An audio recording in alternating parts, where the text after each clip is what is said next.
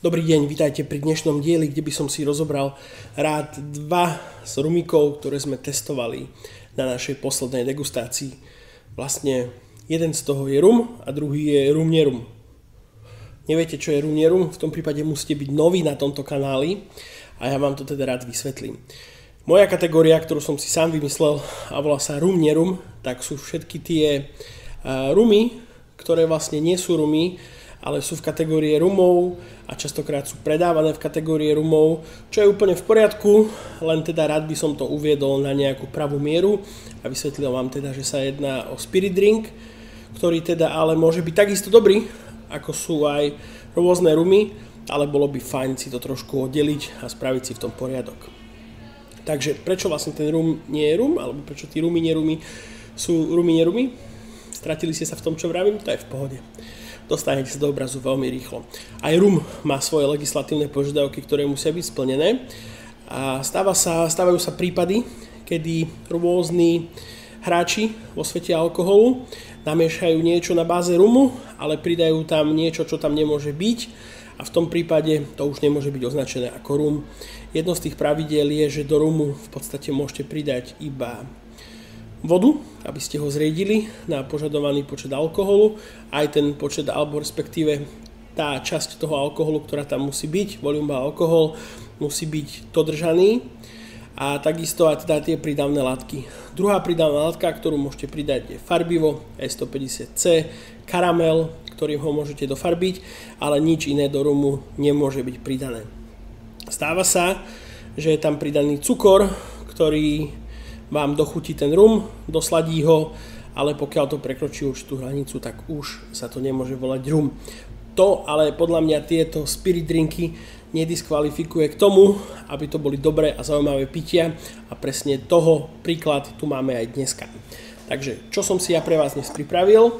Takže máme tu mavrický rum, ktorý má malú tučnú fľašku, opäť ako som minule spomínal, tak ako ja, malá tučná.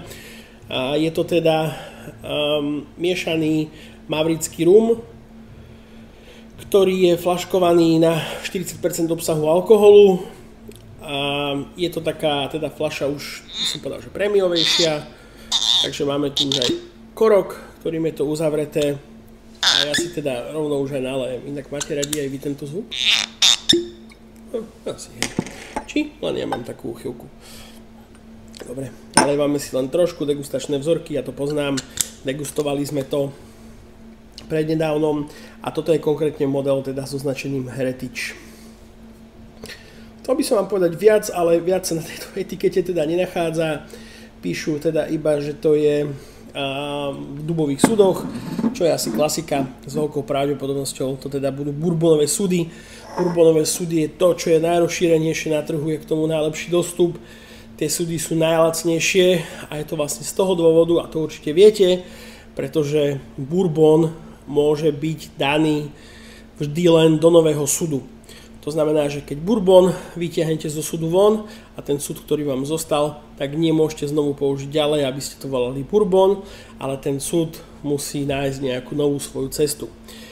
Bolo by ekonomický nezmysel, aby sa tieto sudy vyhadzovali, ale čo je zaujímavejšie je teda to, že by sa používali ďalej a je veľa destilátov na svete, ktoré si priam žiadajú tieto sudy. Tie sudy sú teda veľmi dostupné, aj tá ich cenovka je teda veľmi dostupná. Takže častokrát sa stretnete práve s tým, že sa jedná o dubové sudy. Bourbonové, niekedy to označia len ako americký dub, ale v podstate stále s veľkou pravdepodobnosťou to bude ten bourbonový sud. Takže, sme si nepredstavili druhú fľašu, ktorú tu mám pre vás nachystanú. A jedná sa teda o Spice Rum, ktorý je tu aj označený. Ale teda, ako sme si povedali, nemôže to byť rum, alebo nie je to rum, pretože je dochucovaný, dosládzaný. Toto konkrétne je Sailor Jerry.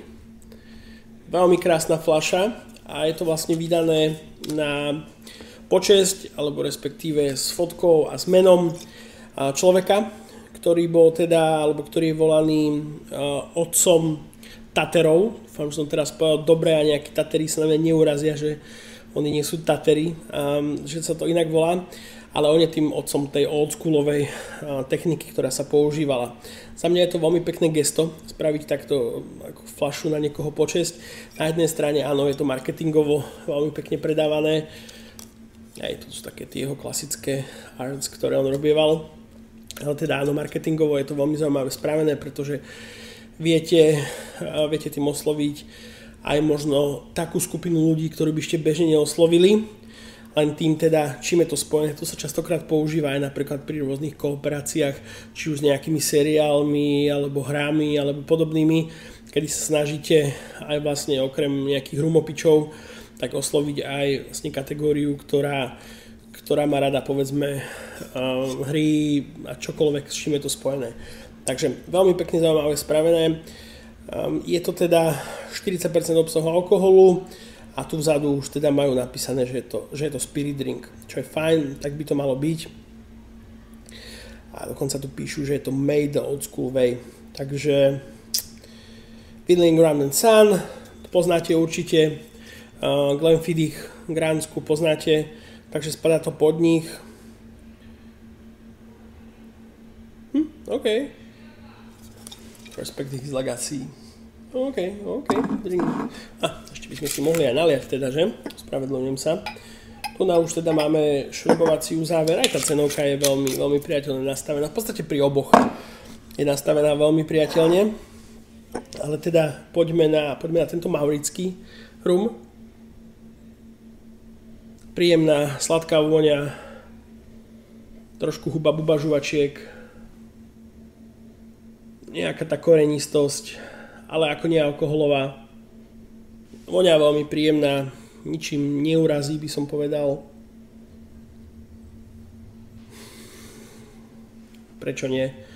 Nie je to nejaký boom, petarda, rum za 200-300 eur, to určite nie, ale v tejto kategórii takých povedzme cenovo dostupných rumíkov tá voňa je úplne v pohode. Ty maurické rumy všeobecne sú vždy také zaujímavé. Myslím, že to tam vedia robiť.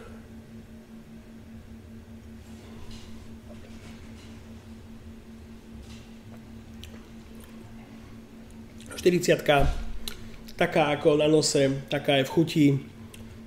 Tí huba žuvačky sú aj na tej chuti, ale veľmi príjemne, ako tým som to určite nechcel nejak uraziť. Veľmi ľahko piteľné, trošku horkasté na konci, taká sladšia dochuť by som povedal, nejaké tie oriešky. Za mňa týmto určite nikoho neurazíte, aj keď není vyslovene nejaký rumopič, tak si myslím, že celkom v pohode. A poďme teda na tohto Normana Cherryho. OK.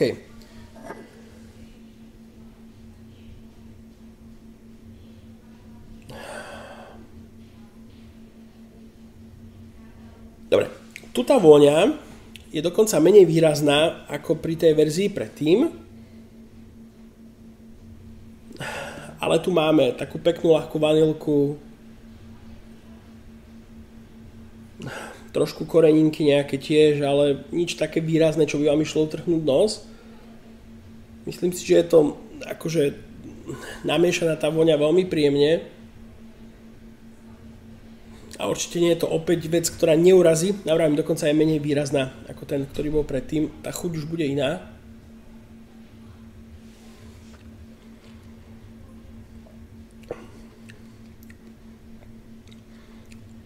Tá chuť tu na výrazná vanilka, výrazný karamel, výrazná škorica, taká príjemná trpkosť na jazyku, ale veľmi príjemná.